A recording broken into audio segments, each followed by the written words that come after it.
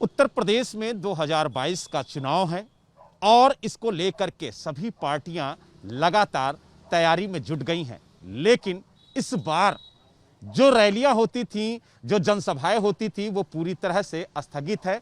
यही वजह है कि जो प्रचार सामग्री बेच रहे कारोबारी हैं वो काफी ज्यादा परेशान और निराश हैं, क्योंकि इस कोरोना वैश्विक महामारी के चलते रैली और जनसभाओं में पूरी तरह से रोक है, जिसकी वजह से ये प्रचार सामग्रियां भी नहीं खरीदी जा रही हैं। और जो नेता हैं वो सोशल मीडिया का सहारा ले रहे हैं, वर्चुअल जनता से संवाद कर रहे हैं। यही वजह है कि इनकी जो खरीदारी है वो काफी ज्यादा कम हो गई है और जो कारोबारी हैं वो काफी ज्यादा परेशान हैं। आपको बता दें कि चुनाव का इंतजार इन कारोबारियों को वर्षों से होता है और इन्हें उम्मीद होती है कि जब चुनाव आएगा तब इनका कारोबार बढ़ेगा। लेकिन इस बार कारोबार कहीं ना कहीं मंदा पड़ा हुआ है और जो कारोबारी हैं वो काफी ज्यादा निराश है। हमारे साथ ऐसे ही एक कारोबारी राजू जी हैं। राजू जी, ये बताइए क्या कहेंगे, इस महामारी से आपके कारोबार पर कितना असर पड़ा है? इस महामारी से कारोबार पर बहुत बड़ा असर पड़ा है और कोई नेता अब ना रैलियाँ उलियाँ सब बंद हैं, इसीलिए माल नहीं जा रहा है, ना तो कोई नेता आ रहा है ना कोई खरीद रहा है, यही सब है। और अच्छा, पहले चुनाव में कारोबार आपका अच्छा हो जाता था? हाँ, पहले चुनाव में कारोबार अच्छा होता था, जो कि साल 2 साल भर लगभग खर्चा आ जाता था। और इस बार तो हमें लग रहा है कि हमारा माल ही ऐसे रखा रहेगा, कोई लेने नहीं आएगा और सब लगा पड़ा है माल।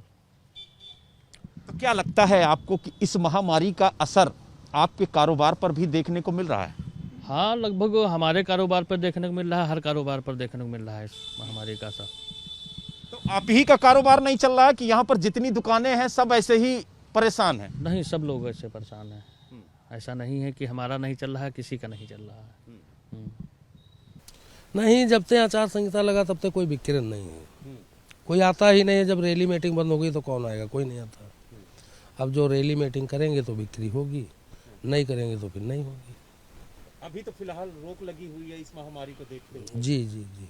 तो क्या कहेंगे, कितना नुकसान हो रहा है आप लोगों को? नुकसान है ही है, इसमें कोई फायदा थोड़ा, जब विक्रय नहीं हो रही है तो क्या फायदा? तो क्या लगता है इस महामारी की वजह से आपका कारोबार काफी ज्यादा प्रभावित हो रहा है? अब देखो, तो सबके पर है, कोई एक पर तो नहीं है। खैर, जो दिक्कत सबको है वो हमको है। और सबको जैसे जब बीमारी और दिक्कत चल रही तो आदमी को थोड़ा रहना तो पड़ेगा वैसे। आप लोगों को तो चुनाव को लेकर काफी ज्यादा इंतजार होता है कि यही आपके लिए सबसे बड़ा रोजगार का साधन होता है। हम लोग 5 साल इंतजार करते हैं कि अब विधानसभा आएगा तो काम सही चलेगा, और फिर ऐसा हो गया तो थोड़ा दिक्कत तो है ही, मगर उसको जैसे कोई रोक नहीं सकता। अब जैसे जो शासन और गवर्नमेंट करेगा वही होगा। हाँ, इस वक्त प्रभावित तो है ही है। चुनाव आयोग ने आचार संहिता लगाया हुआ है और 22 तक रोक लगी हुई है। उसके बाद देखिए फिर बढ़ता है क्या होता है। और प्रभाव तो है ही है, इस वक्त कोई खरीदारी तो कोई कर नहीं रहा है, सब कुछ रुका हुआ है एकदम पूरा। आप लोगों को तो बहुत सालों से इंतजार होता है कि चुनाव आए तभी कुछ कारोबार बढ़े, और इस कारोबार को चुनाव में ही आप सबसे ज्यादा बढ़ा पाते हैं। हाँ, चुनाव जब आता है, चुनाव के थोड़ा पहले रफ्तार जब पकड़ता है पहले ही से, तो बिक्री तो वहीं से चालू हो जाती है, तो उस हिसाब से बिक्री चालू होने लगती है। और इधर चुनाव आयोग ने आचार संहिता लगा रखा है, तो उसके नाते सब हट चुका है जो कुछ था पूरी तरीके। और इसके बाद इन्होंने ये लॉकडाउन लगा हुआ है, लोग आवागमन सबका रुका हुआ है और बिक्री पे काफ़ी फर्क पड़ रहा है, खरीदारी नहीं हो रही है। ये रोक तो लगी हुई है, इस वक्त कहाँ ले जाएगा, कहाँ लगाएगा ले जाके, जब रोक लगा हुआ है तो पूरी तरीके से रोक लगा हुआ है। अब उसके बाद देखिए क्या होता है, 22 तारीख के बाद अनुमति क्या देते हैं। अब उसकी उतनी तो खपत रहेगी नहीं, सब कुछ डिजिटल होते जा रहा है, तो उसके हिसाब से तो अब बिक्री तो पूरी तरह से ठप हो गई है। सभी चीज़ों पे फर्क पड़ा है, हर चीज़ पे फर्क पड़ा है इस वक्त। तो इस महामारी का असर प्रचार सामग्री कारोबार पे भी पड़ रहा है? हाँ, नहीं पड़ा हुआ है, ज़रूरत से ज़्यादा पड़ा हुआ है। कहाँ कोई खरीदारी कर रहा है? जब रैली हो नहीं रही है, सभा हो नहीं रही है, मीटिंग हो नहीं रही है, तो कहाँ दुकानदारी होगी। कोरोना वैश्विक महामारी के चलते चुनाव आयोग ने रैली और जनसभाओं पर पूरी तरह से रोक लगा दी है। यही वजह है कि अब झंडे, बैनर और पोस्टर जनसभाओं में, रैलियों में नहीं लगाए जाएंगे, क्योंकि जब जनसभाएं ही नहीं होंगी तो झंडे, पोस्टर, बैनर लगाए कहां जाएंगे। यही वजह है कि इसका जो कारोबार हो रहा था वो भी काफी मंदा पड़ा हुआ है। लेकिन इस पर हमारे साथ उत्तर प्रदेश के जो मंत्री हैं मोहसिन रजा जी हैं। अब बताइए, कोरोना वैश्विक महामारी में रैलियां, जनसभाएं सभी बंद हैं। ऐसे में जो प्रचार सामग्री बेचने वाले लोग थे उनके भी कारोबार पर काफी ज्यादा प्रभाव पड़ा है। तो क्या कहेंगे, वर्चुअल संवाद किस तरीके से हो रहा जनता के बीच में और सोशल प्लेटफॉर्म का किस तरीके से उपयोग किया जा रहा? देखिए, मुझे लगता है कि सभी लोग, खाली एक यही कारोबार को नहीं देखा जाए।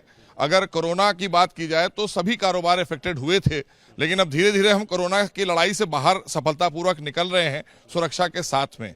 लेकिन मेरा मानना यह है कि उसके लिए अलग अलग और व्यवस्थाएं भी हैं और आने वाले समय में हम उम्मीद करते हैं कि चुनाव आयोग हमें कोई गाइडलाइन नहीं देगा जिसमें हमें थोड़ी क्षमता के साथ में और डिस्टेंसिंग के साथ में जो अगर ऐसे कोई अवसर मिलेंगे तो ये कारोबार तो अपने आप में कोई एक दिन का नहीं होता है।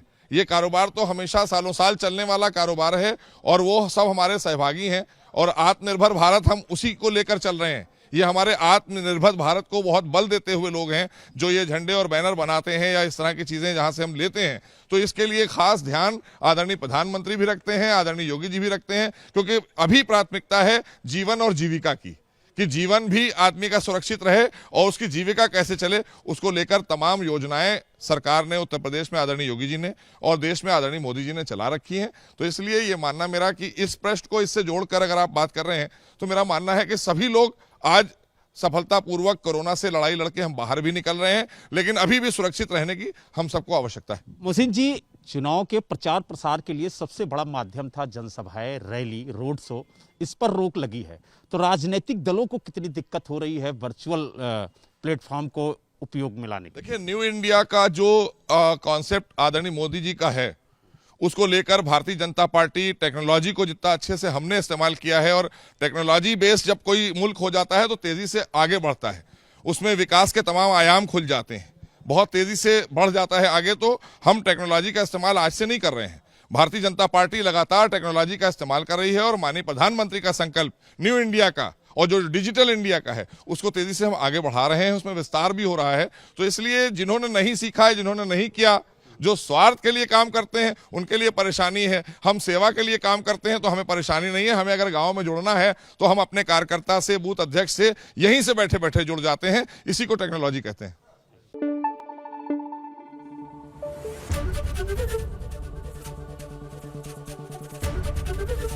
एबीपी गंगा, खबर आपकी, जुबान आपकी।